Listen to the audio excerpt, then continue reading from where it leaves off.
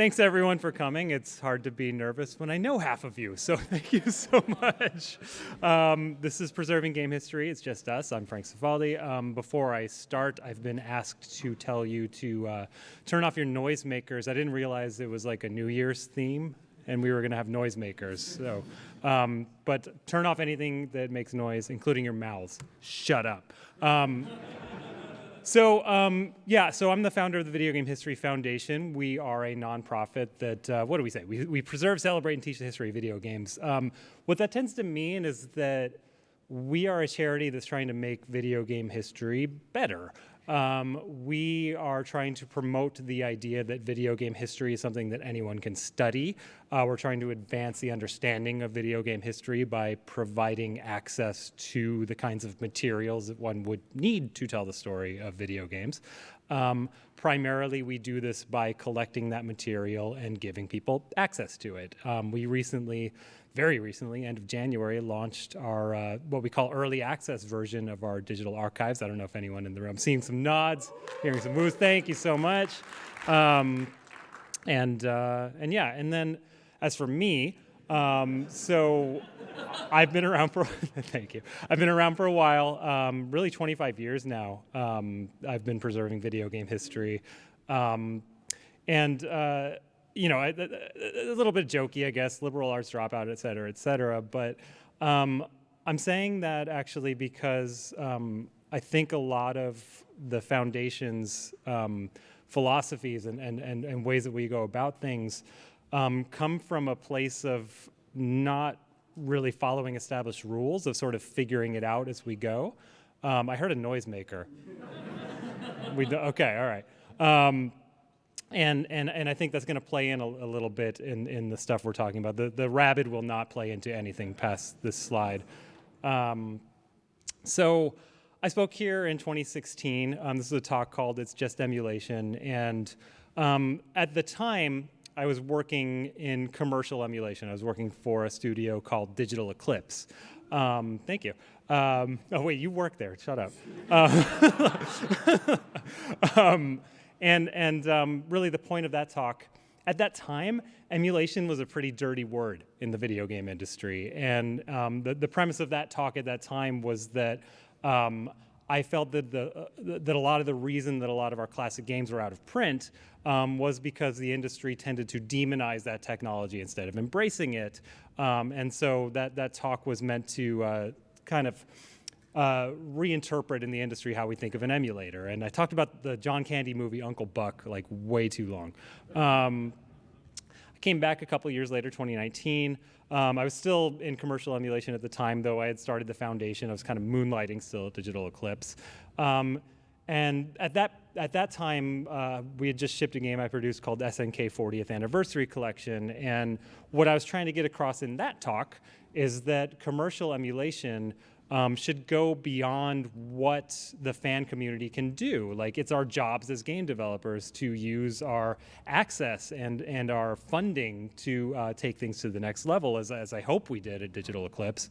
But where that kind of ended was that we can do all of these amazing things, but we can't do none of it if we throw our history away. It's been 6 years. I have not been in commercial emulation since then. This is the last slide I'll have on that subject. I just want to say a few things. I'm by no means a subject matter expert in emulation and presenting old games anymore, which I'm actually kind of happy about. I think that says a lot about how much that field has evolved, that there can be more going on than I know. But some things that I'll say is that I think the E word isn't as scary anymore to a lot of people. I'm seeing emulators shipped fearlessly by multiple developers at this point.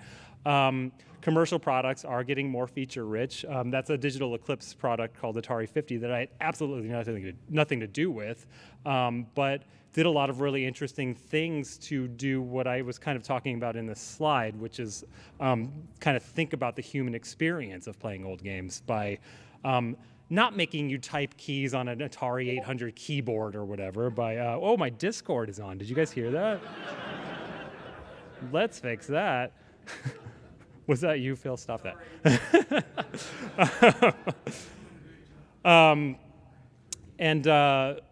similarly, someone finally emulated the Atari Jaguar, so yay Jaguar.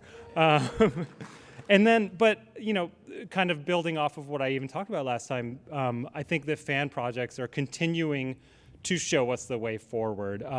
One of my favorite sort of innovations of the last few years is this concept of static recompilation, of being able to recompile games from other systems onto modern platforms. We actually did this on Mega Man Legacy Collection, but we didn't have Transfem Mega Man Legacy Collection because we didn't allow mods. So I'm really encouraged by what I'm seeing. But again, that's it. 4 emulations. So where we left off, but kind of Back to the Future 2 style here. Like, let's just pick up exactly where we left off. So at that time in 2019, I was kind of invoking talks from GDC's past. Lane, I see you right here, second row, thank you. I kind of saw this as an instruction set, right, that I was building off of. Jason Scott, in his top hat, upper left here, made the point, I think very eloquently in his Jason Scott way, that the way that we save history is you steal. You steal from work. You take it home. Lane, I think, good. Lane, I think, kind of built on that by saying that the best way to do this is really just don't even think about it. Just put it all in a box, right? Just save yourself. Just put all your things in a box. Make a time capsule. We'll figure out later. What I wanted to build on was don't just sit on that box. Send it somewhere. And that's where we left off. But I don't know if that's the end of the story. I think there's more to it than that. I don't think we should trust that your box is taken care of once it's sent somewhere. So I want to talk about what happens next, what doesn't happen next, maybe what could happen next. So spoiler alert, here's our agenda for the day. We're going to talk about what happens with your boxes. We're going to talk about how the foundation has tried to sort of fill in the gaps in terms of preservation options. We've tried to sort of find a middle space between the two extremes, which we'll talk about soon. I'm going to tell you some stories. That's going to be the bulk. I hope you guys like stories. I'm going to tell you about sort of a little bit of a mini postmortem of our digital archive. There will be a video of me saying a naughty word. That word is fucking, just so you know. I want to establish at the end of this that our institutions are not going to save us, but maybe we can save each other. Hence the title, It's Just Us, Let's Go. You made your box. Thank you, first of all. But now what, right? You've made the decision to curate and hoard your history, but what happens next? Traditionally, there's been 2 options, and I want to talk them through with you. Option 1, just put it online, right? And this works well in most cases and is usually in most cases where you're not going to go to prison, what I encourage people to do if they're comfortable. It gets your stuff in the most hands by far, right? Like this will get people to your material who might want to use it in their own historical research. But the sort of flip side is that the internet is chaos. The internet, in my most cynical days, I don't even know if we'll have an internet 10 years from now. We can't predict the internet, and we can't predict that in a sort of unstructured environment that that torrent that you put out with your materials is still being seeded, or like the web host that you had it on is still there, or if you put it on the Internet Archive that it didn't get like a DMCA takedown or something like that. So good sides and bads. Good sides and bad.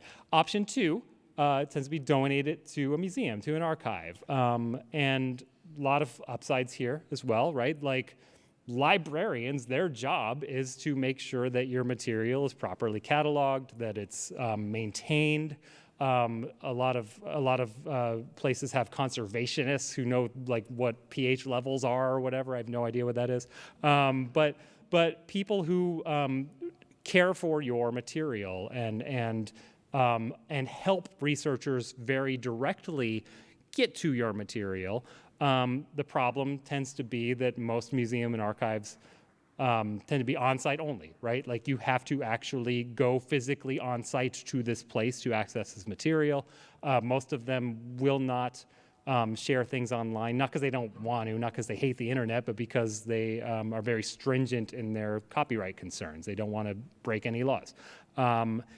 I think the idea of going through, especially like paper archives with the bad computer that's in your skull, like on a time crunch is not a great option. If you can't, being able to text search through documents, I think is really powerful and what we tend to see from game historians. And I kind of alluded to this earlier, but traditional museums and archives tend to be very risk averse, and that tends to be why things are on site only. It's kind of something like this, right? It's almost like flip sides to each one in terms of what their strengths and weaknesses are. And really, when it comes to video game history in the United States, when I'm talking about internet and libraries, I'm mostly talking about these two.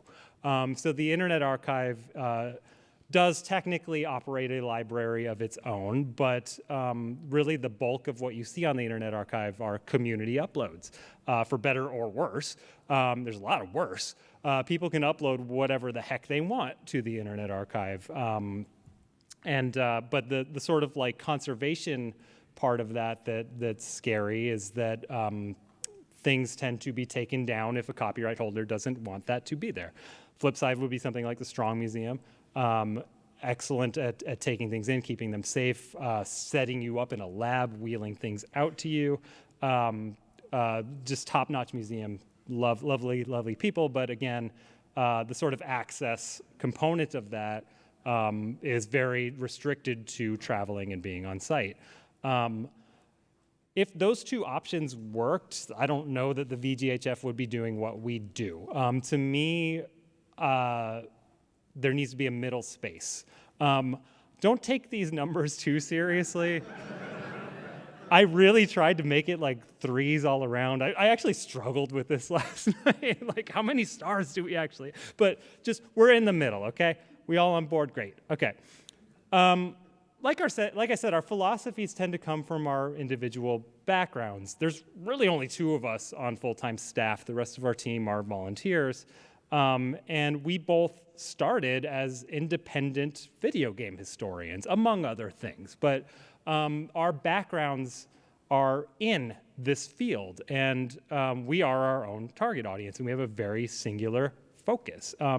So I'm going to tell you some stories about how the Foundation has handled some materials archivally, and all of these stories, I believe, are instances where neither an individual uploading communally or a museum like the Strong could have done any of this, and why we operate this middle space. So let's talk about prototype video games.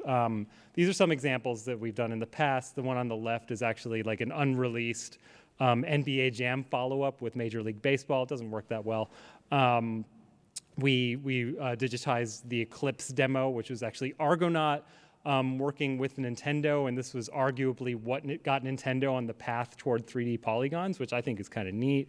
And then that's Simcopter on the right for the N64, kind of an aborted attempt at making that computer game into something console-friendly. But I'm going to talk about the thing we have on the show floor right now, the Game History Gallery. So we just built an exhibit that's there right now. I hope you all come visit. That's specifically about unreleased games for the Nintendo Entertainment System.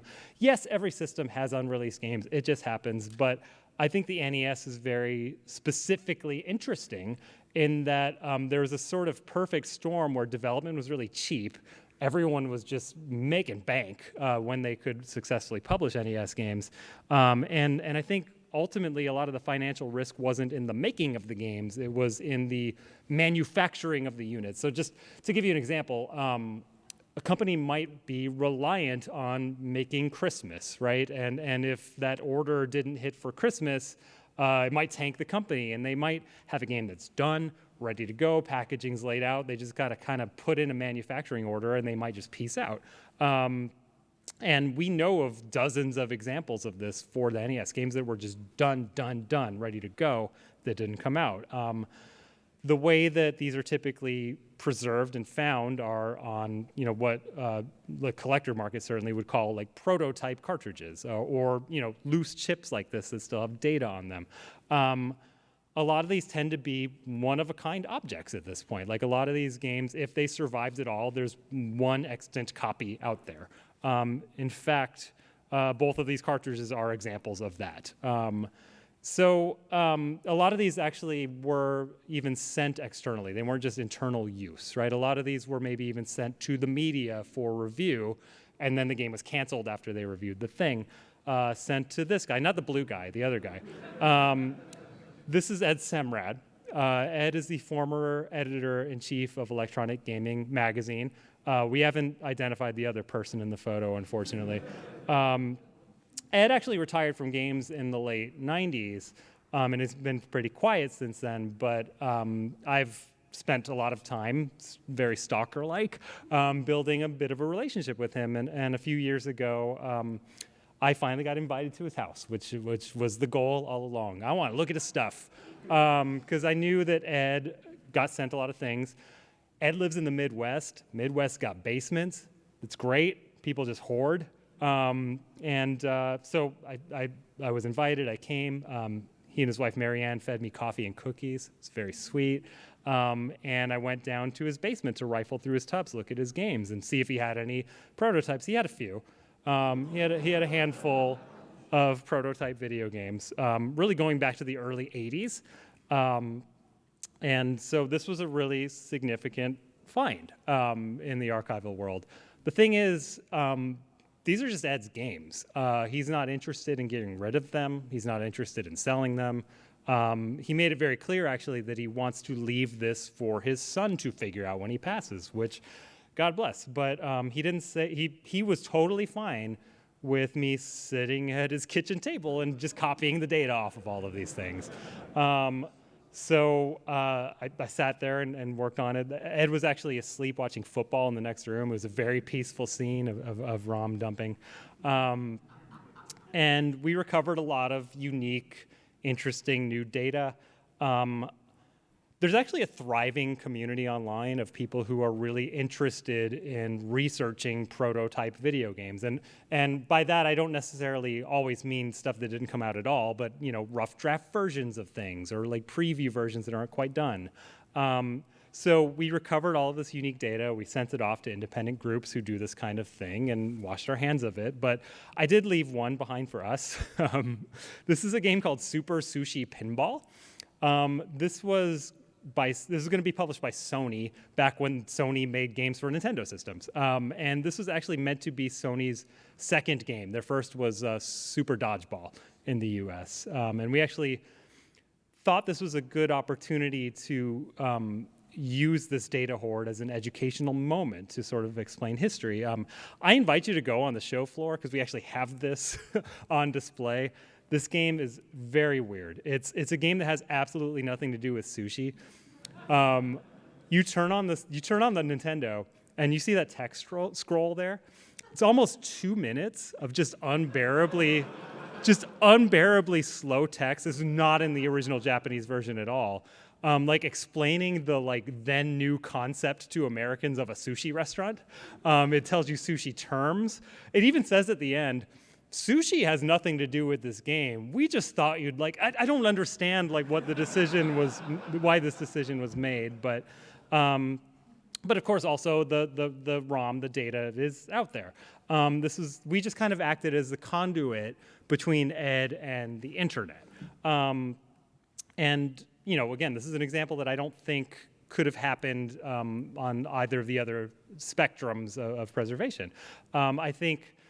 Well, first of all, funding, right? Like we had funding to fly out to Ed Semrad's house and go to his basement. We have a nice logo and a website, that earns the trust of someone like an Ed Semrad to go in his basement. I literally was opening boxes that said Christmas decorations because he's like, yeah, just go nuts. I would find prototypes in boxes that said Christmas decorations. The funding's a really big deal. This is my job. Because we're so small and scrappy, we're not operating a museum. I can take off. There's not a lot keeping me home. And then also, the third bullet point I think is very important. A typical museum/archive, they only deal with materials that they own for obvious reasons. But we have sort of built a structure where we can deal with other people's materials that we don't need to add to our physical collection. We don't care. I don't want his prototypes, genuinely. Okay, next story. This is Chris Oberth. Chris was a games programmer in the classic days. He's unfortunately no longer with us. He shipped a lot of stuff. I think Anteater is like my favorite game of his by far. I think it's a masterpiece of game design. So did a lot of other people because it got cloned to heck. So Chris left us in 2012, but he had a lot of material in his basement where he worked out of, and his family actually got in touch because they were selling a lot of his vintage games off to sort of pay the bills, and they found his development material, and they didn't really know what to do with it. So we sort of helped them figure out what was sellable, what wasn't. Don't sell your family members' private data, like that's not okay. But we ended up working with them and acquiring his private data. So this is actually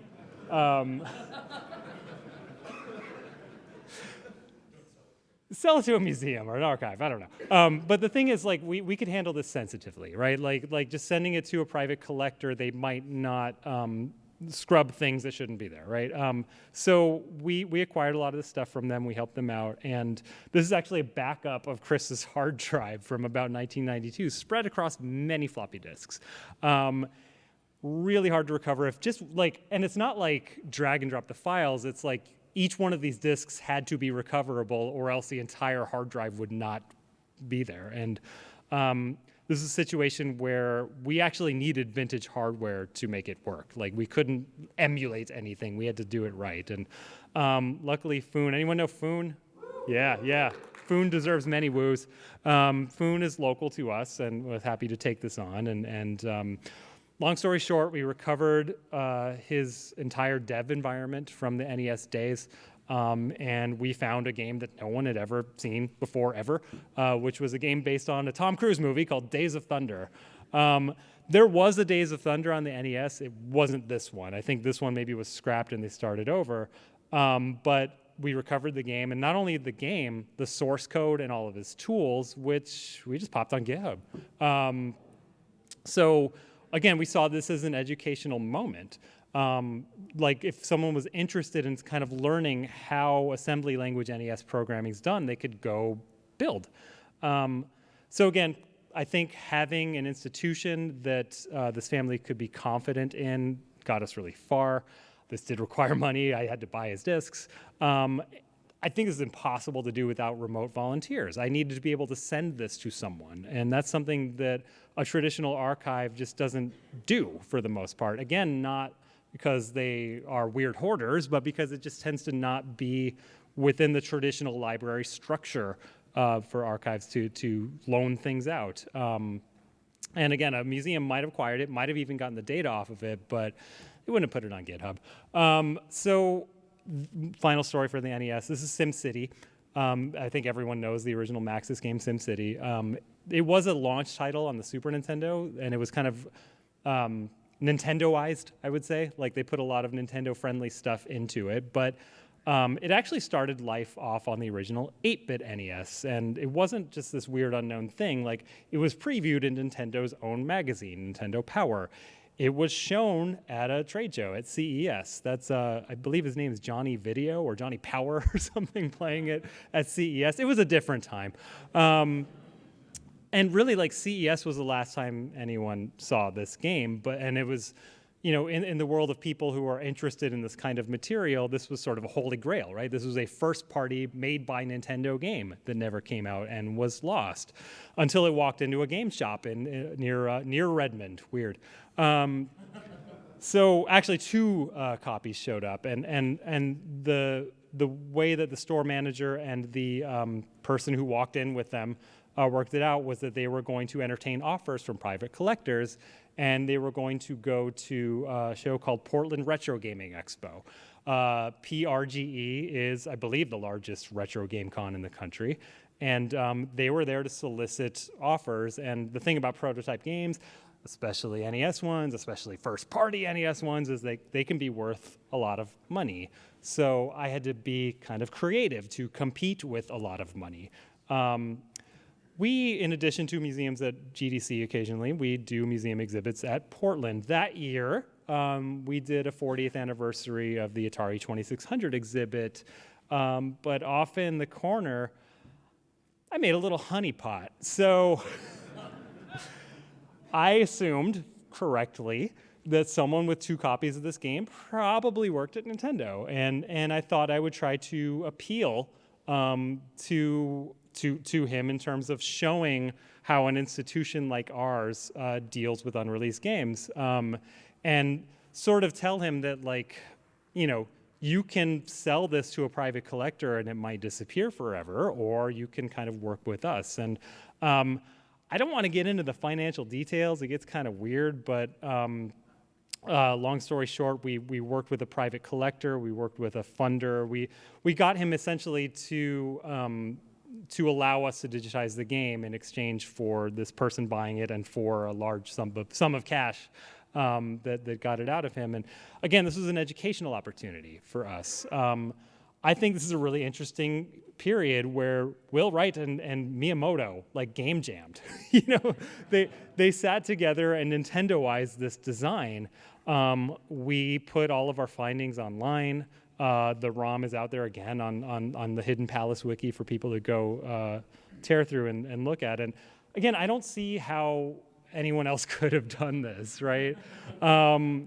Like, we had the time, we had the institution, we're weird, we make weird things, and you know, we needed to send data out, and yeah, we're a tiny staff and we can improvise. We can just do things. And I think if there's a theme to our takeaways here, it's this. I don't think this is a particularly spicy take or anything. I don't even think it's unfair. I just don't think a closed environment museum is the best place for this kind of material unless you want it to be sort of closed off to people, right? I think that what video game historians have shown us is that online access is what is necessary to be able to actually look at this stuff. Spoiler alert, video game historians don't make money. They operate out of their homes for the most part. They can't afford to travel. Speaking of stuff that I don't think is particularly useful in a museum archive environment, let's talk about source code. So I really use source code as shorthand for source material, for the raw stuff that goes into games. Like, there's some good examples here. I think my favorite is in the middle. We had access to source code for a game for the Sega VR. It was a VR helmet for the Sega Genesis that never came out. But Rich, who's on our volunteer staff, Rich Whitehouse, he figured out enough clues from the source code to figure out how this helmet that no one has worked, and he made it work on modern helmets. Guy's brilliant. Anyway, there's this old game I like a lot. I don't know, it's kind of obscure. I usually call it my favorite game of all time. This is Secret of Monkey Island. I was a total fanboy for this game. I read a lot of interviews with its creators. I knew a lot about its famous scripting language, Scum with 2 M's, and their development tools, and how much they had credited the game's creativity to their tools. And I got a hold of that stuff. All right, so like, this wasn't like a publicly accessible road. It was like a gated community that I live in, and it was like this cul-de-sac, right? And I didn't see it crash, but like I heard it. I'll never forget the sound. And we're like, oh my God, what happened? And all the neighbors ran out, right? And it's like there was just this chocolate all over the road, and the driver was just nowhere to be seen. And we're like, oh my God, there's chocolate, and like everyone ran out. I'm like, oh my God, you guys, I think this chocolate is the secret of Monkey Island. And everyone's like, Frank, don't go in there. And I was like, no, I got to. I really love that game.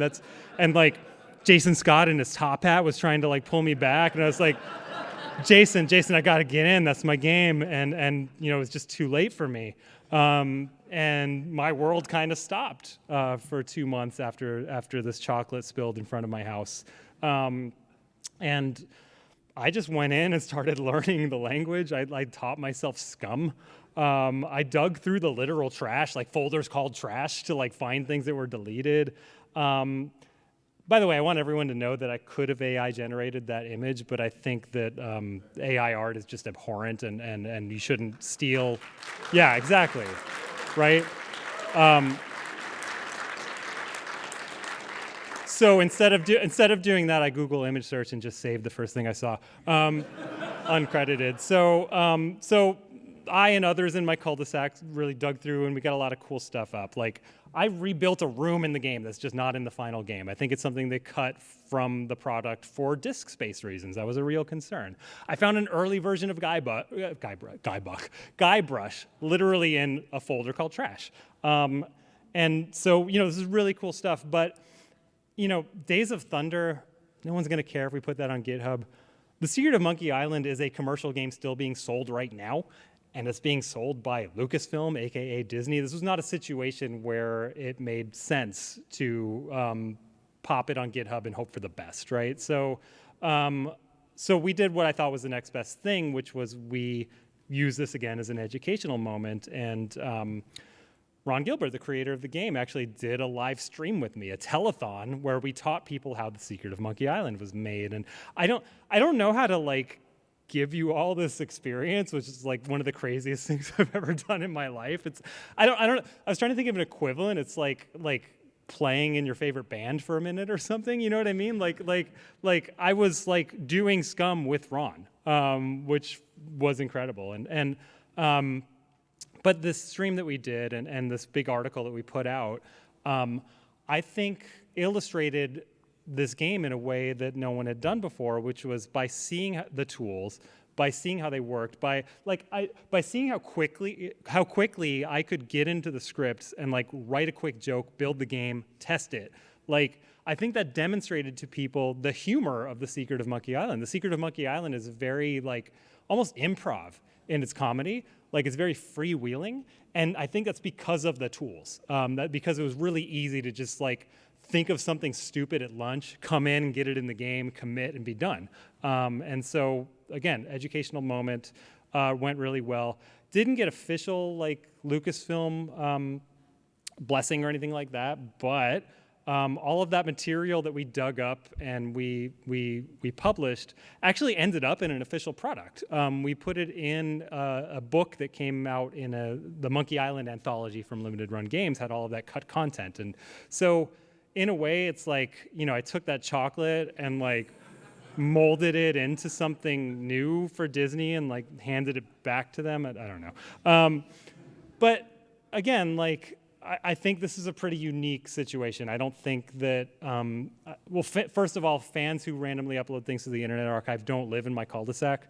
But again, museums, I think, that's the sort of place that this just couldn't have happened, right? Not only the risk involved, but also just the ability to be scrappy and just say hey, let's just do this. Everyone benefited. I think it thoughtfully demonstrated that source in the hands of an historian, presented sensitively, can be a really powerful educational moment. And Ron made a new Monkey Island, definitely from me. I basically made Return to Monkey Island, is what I'm saying. But again, none of this happens in a closed archive, right? It took 2 months. It required remote volunteers. It wasn't just me. There were other people who were very involved, we were all collectively trying to figure out how to script this game. And really, the work we did did not require copyright sign-off because we just did it. And I don't have notes for this slide, but I don't know. Okay, so. Personal archives, it's another thing we deal with pretty often. Here's some examples from our collection. I'm going to talk about one in particular. I think as most of you know, we lost Game Informer magazine last year after a run of nearly 3 decades. Well, actually, literally this morning, there was a teaser that they're coming back. But for the sake of this story, and not having to redo my talk, as most of you know, we lost Game Informer magazine last year after a run of nearly 3 decades. But back in 2017, the magazine was still running and thriving. They had 3 million subscribers, I think, if you counted digital. I had known the editors for a few years at that point, Andy McNamara and Andrew Reiner. There were other editors too, but those were the 2 I knew well. Andy Mack had been there since issue 1. Andrew Reiner joined soon after that, and bless them both, they're hoarders. They're great. And they work in this giant office that like never moved. Also great. This is going somewhere. And Andy contacted me because he's like, we have all this stuff that Andrew and I have been keeping over the years, and we're worried that we're not taking care of it correctly. Do you have any advice? I tried to sort of suss out what he was talking about, and it was just like, oh, everything. We have everything. And I was like, okay, maybe I'll just fly out and look. They don't like me sharing this photo, but I'm going to do it anyway. So this is the closet they didn't take people into when they gave tours. This is where the two of them would just cram things when they were done, right? And when I say like going back to the beginning, I mean like going back to the beginning of the magazine in the early 90s. Yeah, like Lane is laughing and horrified at the box of Voltrons. Lane, okay, middle of the photo, there's just some loose EEPROMs, right, that are like stacked. So they stacked them like a sandwich and then pressed them together, and all the EEPROM pins like jutted out. And then they put tape around them. So, not good archival practices, but I recovered the data, it's fine. I think that was Booger Man, so who cares, but it's fine. But boxes and boxes of stuff, like press kits, oh my God, like just gold discs. There were filing cabinets with paperwork going back to literally 1991 press releases, brochures, various paperwork. Oh my God, there was like photographs and like film from publishers. There were like 35 millimeter slides of like screenshots, and like I spent a week cleaning the closet is what I did, and just sort of trying to scope out for them like, what is your battle plan here? How do we make sure that you're actually taking care of this? I think they had it in their minds that like maybe between articles editors would come like preserve something, but I had to tell them that, my rough estimate is like 12,000 optical discs of not retail data. Like, that is not a thing that you're all going to do. So, several challenges, right? Like, they wanted to keep the stuff. They were not like, we're not donating, we're still using this. We still make content maybe out of this. They would still like pull things and make retro content. They would make little articles about like, look at this old press release we found. Again, like Ed Semrad, God bless. They also had copyright concerns. Like, we don't want to just put the stuff online. We're a video game magazine. We still work with all of these people. Again, the volume was just insane. And there's also the business uncertainty, of course, of running a print magazine in the 21st century. So those are the challenges. There was one solution, which was I just showed up. So May 2019, this is the craziest thing I've ever done in my life. I organized a volunteer army to live in Minneapolis for 5 weeks. We built a robot farm of disk ingestion machines. Every day for 5 weeks, Monday through Friday, an army of between like 3 and 6 people was just digitizing stuff, just every day, Monday through Friday. At night, we would set the robots to just like go while we slept. We'd come in the next day, reset them. We would beg someone to come over and open the doors on weekends so that we could set the robots back up. We were just operating as if the company might light on fire any day now, and this precious material would be gone. Because, again, to our minds, this was the most important collection, even theoretically, of stuff that video game historians want. The picture on the right was like every night I would just take paperwork home and like sort it so I could scan it the next day correctly. And anyway, by the end, we filled 25 terabytes of just raw, unsorted stuff. I say unsorted, like we didn't have time in 5 weeks to like catalog anything. It was just like, put the data somewhere, we'll figure it out later. Oh my God, they're a magazine, I'm scared. And I'd say maybe 75% of the job was done, right? And so the concept, the idea was like, hey, we did all we could. Let's maybe get together next year. Yeah. So that happened. And March 2020, we all went home, including Game Informer. And Game Informer actually never came back. They never returned to their office. They became a remote company. And so, they never went back and even accessed that material that we were working with. And as many of you know, Game Informer recently shut down last year. We lost Game Informer, and actually, that was partially a joke, but let's be serious. I've spoken with former staff, and it's actually unclear where all that material went. It was the nightmare scenario where they locked the door. They deleted the website, which was just the horrible. Just no warning, website's just gone. And there's rumors that local store managers got to raid the statues and stuff, and maybe the retail games that they'd kept became store inventory or something. But it's possible that all of that sort of non-sellable stuff that we were working with that Andrew and Andy kept was destroyed. Just kidding. Actually, we took it.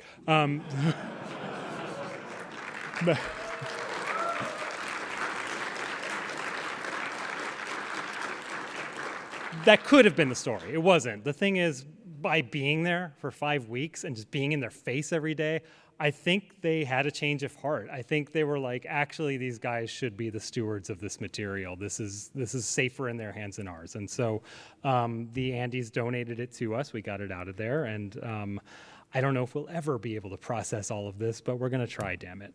Again, I'm just beating the drum here, right? But I don't think anyone else could have done this. We sunk $40K into something with no ROI, right?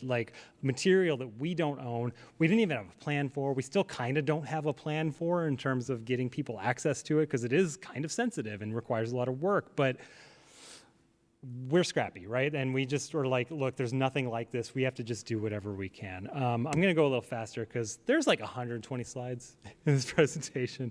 I want to talk about magazines for a second. We think magazines are one of the densest forms of video game history there are. We spend a lot of times, we spend a lot of time completing runs of magazines, of scanning them, et cetera, et cetera. A significant amount of our real estate is dedicated to magazines. I want to talk about this one in particular.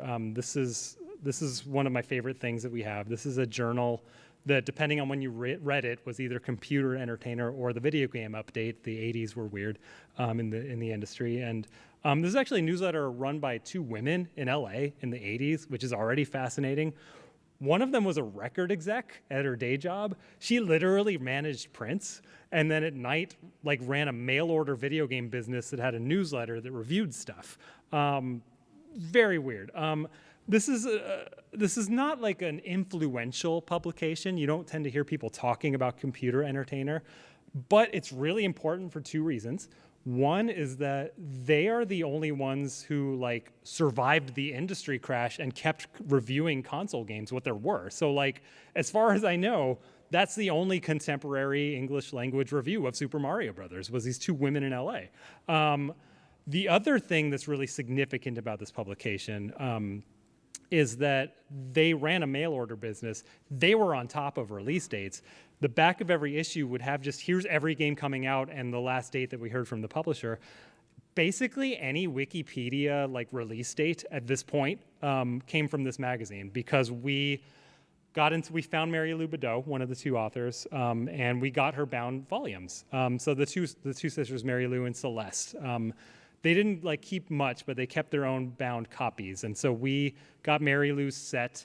We got it sort of scanned through a book scanner. The Internet Archive actually loaned their time to us, which I'm really thankful for, and that's how that information got out. Unfortunately, earlier this year, we lost Celeste. Celeste and Mary Lou, both pretty camera shy. It's about the best I could do for you. And Mary Lou had the unfortunate task of, clearing out Celeste's home recently, and she got in touch and was like, hey, we found Celeste's volumes as well. Do you want those? And we did, and we actually took this one step further. We asked and got the copyrights to Computer Entertainer. This is now something that we own, which means that everyone owns this now. This is something that we are making a public utility, and are ensuring will not disappear, because it's ours. Again, do I need to explain that we're unique? We good? Can I skip that slide? Okay. So I just kind of want to talk briefly about the digital archive. We got some woos earlier, so I know you guys know this, but Really, since the inception of the foundation, our goal has been to build this. And we finally, like I said, launched earlier this year. Our goal, like I said, is making video game history better, more accessible, easier for people to find, right? And our feeling was that out-of-the-box solutions don't work for video games. Like, we're still applying like 19th century library rules to video games, and it just doesn't work. And so we wanted to start building something that was uniquely for games. And I think some of our strengths in doing that, again, is like video game history is all we do. Like, that's all we care about. We don't have other subject matters. And we needed to figure out how different media types could sort of talk to each other. We needed to sort of prioritize our cataloging and metadata schemas and stuff on the ways that actual video game historians research video game history. And so we needed to become a video game library, video game history library. So step one, hire a librarian. That's Phil, he's right there. I like this picture on the right. That's actually Phil in Minneapolis helping me, like as a volunteer, well before we hired him. The lesson is just indentured servitude, and I might hire you. But yeah, we needed someone with his particular skill set. Like, he was already an historian who was into this. He has a library background. I do not, and so like there's a good sort of yin-yang thing here where Phil does the boring library stuff, and I do the whatever I do stuff. And I mean, I think that last point is really important. Like, he's the only other person who works in the office with me, so I needed to like him. And I do. I like you, Phil. So step two, this is the easy one. We had to invent a lot of things. That was a joke. You could laugh at the joke where the easy thing is inventing. Thank you. Please go look at our YouTube and look at Phil's video about all the stuff we had to do to get this library going. But there were a lot of problems we had to solve, including like the ability for character recognition to work with 90s barfy video game magazine layouts that it's just not built for. Like, OCR is built for documents. It's not built for diehard game fan. And, we kind of had to like invent with lawyers a fair use argument for giving people access to video game magazines that are out of print in our library that are technically still under copyright. We had to sort of figure out what the complete catalog of video game magazines was. That was really important to us. We had to build processes for scanning. We had to build tools to like rearrange pages the way they needed, just all kinds of stuff, right? And the result, I think, is a tool that creates new video game historians. And don't laugh, it's true. Don't mock me, Noonie. So we have game developers in the audience. I know a few of you are, yeah. There's that moment when you're making a game and you've loaded like your 1000th crappy build where you're suddenly playing and you're like, wait, this is a game, right? Like, you know what I'm talking about? Like, it just becomes a game. That happened to us, which was incredible. It was like Phil and I both one day realized, like, wait, when we're researching something, we go to our thing first now. And like, that was a really neat moment for us. But again, that was us. Like, I think, what we've demonstrated is that like we built something for regular folk. You can just be like, show me game production material for Sonic the Hedgehog. And it's like, cool, we got tags for that. You can just go read some magazines in order, and they're all properly like date tagged and in chronological order when you go browse. You just go read the PDFs. This is an example of just like very simple research. Like, I want to see the earliest mention of Resident Evil in a magazine. And you search, you say magazine library, they're there in order, there's text snippets. You can just go to the PDF and like copy paste the text snippet because our OCR is really good. I'm going to show an example of that same search on the Internet Archive. This is not throwing shade. The point is that the Internet Archive is the archive of absolutely everything. So you search for Resident Evil, you go in order, there's 32,806 results. The oldest one is a Wii guide from 2008, but then the next one's from 18-something. I don't understand that. Again, the Internet Archive is a treasure, it's a marvel. You can read about sewer gas and its dangers. And but, let's say, okay, I'm smart enough to know Resident Evil came out in 1996. Let's just start there. You do that, and like, even I'm, as a researcher, confused by this. I don't know what I'm looking at. There's like 12 Earthworm Jim Russian things here. So, okay, well, let's go like English language only. That helps a bit, but there's still like multiple issues of Game On for some reason I don't quite understand. I don't know. Yeah, Game On. Okay, great. The one game. Oh, that was Chris Kohler, of course. It's like, I'm still confused by this. Okay, well, maybe let's tag it to be video game magazine specifically. Well, Game On's gone now, even though it is a video game magazine, because again, these are community uploads, right? There aren't dedicated video game librarians at the Internet Archive that are correctly cataloging this stuff. It's communal, for better or worse. The better being it's kind of all there, maybe, unless I got a DMCA request, and the downside being that even I am frustrated by this experience. I can't use this. I just don't want to. So again, I think we were able to accomplish this because we have the luxury of a single subject matter. This is the core of our business. This digital archive is just kind of what we do. The backgrounds that we have on staff, both paid and volunteer, are fairly diverse, by which I mean I married an engineer. And she built our entire front end because that's what she does. And a lot of traditional libraries don't have front-end engineers that can build an entire website. And again, we're scrappy. We don't answer to anyone but each other. Decisions are just like me and Phil having a conversation in the office. Am I post-morteming here? Am I doing a classic game developer magazine post-mortem? It kind of feels like it. I used to work on that magazine, by which I mean I sat next to the people who worked on the magazine. And so I kind of remember that there was also what went wrong section, so let's be fair. Being scrappy and small is also a downside. This took a really long time. Again, our full-time staff is 2 people. It took at least 3 years. You can call it 8 if you want to be the entire existence of the foundation has been trying to build this thing. It took me 5 years to be able to hire Phil. Our dependence on third-party services kind of bit us a little bit because, again, we were trying to fit video games into a pre-made solution. It just didn't work, so we had to do a lot of workarounds on that. Dependence on volunteer labor, good and bad, but dependence is bad. Like we're kind of dependent on when volunteers have the time and energy to work on it, and we have a big archival debt. We've been collecting a lot of stuff. There's like, I don't know, 4,000 something items on the archive, 3,000 something on the archive. Like our rough estimate is that's 5% of what we own. And if you do the napkin math on the staff that we have and the stuff that we have, like it's about $2 million to catch up. And we're not paid a lot. That's not like going in our pockets. That's just the reality of the overheads of a business, especially in the San Francisco Bay Area. We don't have time for this video, but was anyone at the IGF Awards last year? Yeah, so tell people how amazing it was when I got on stage and there were like floating skulls and stuff. Like everyone go figure that out after. But the point of that video was really to say that here we go. That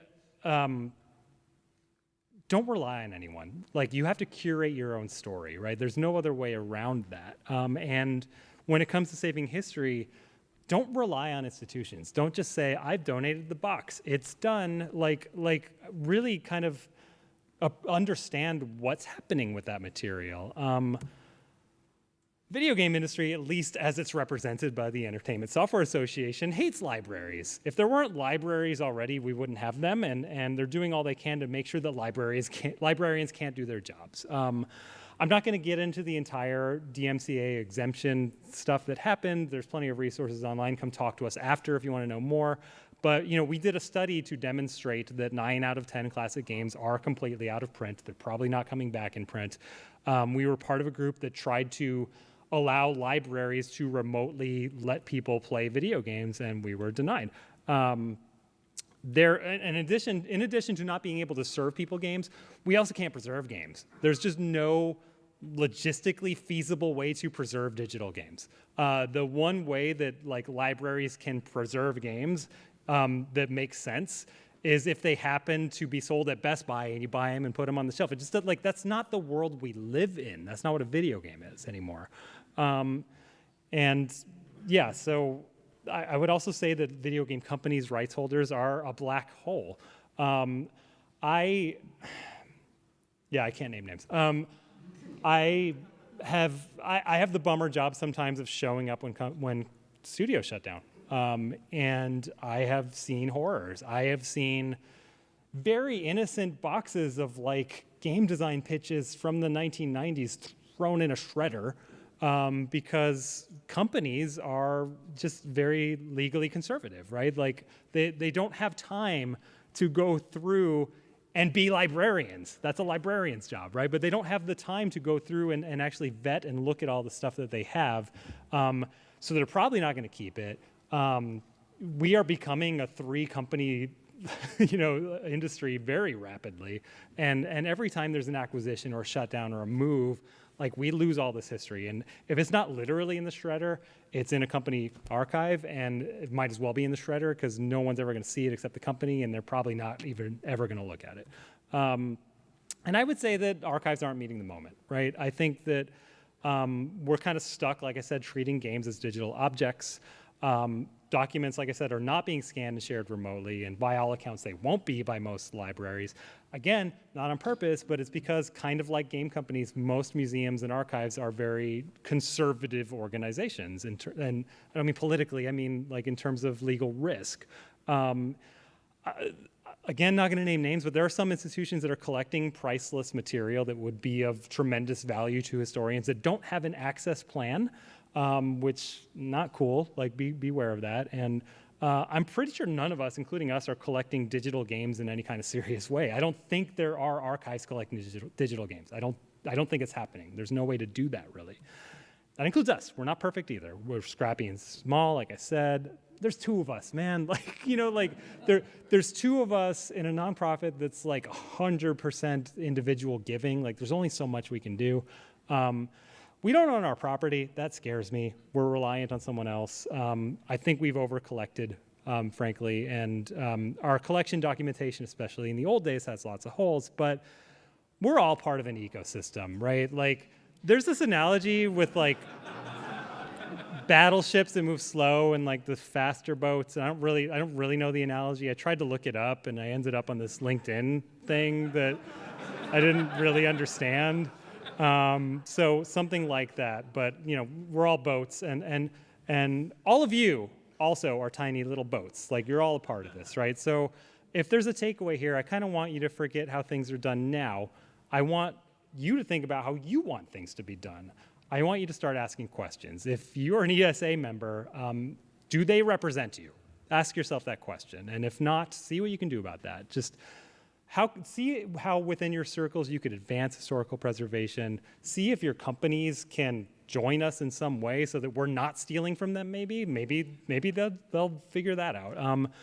If you're donating your materials, think about what you want to happen with it, right? Like, are you comfortable with it being an on-site access only thing? Great, but if you're not, think about what it is that you want and interview organizations the way that you would, I don't know, a doctor, right, or a therapist. Like interview and make sure that you're getting your needs met, that your values are being represented. If you're donating money, same thing. Like make sure that your money's going toward initiatives that speak to your goals.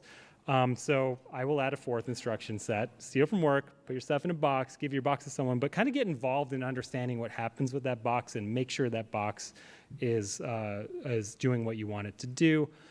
Don't rely on institutions. We're not going to save you. In the end, it's just us. The name of the talk, right? Full circle. Pretty good, right? Yeah.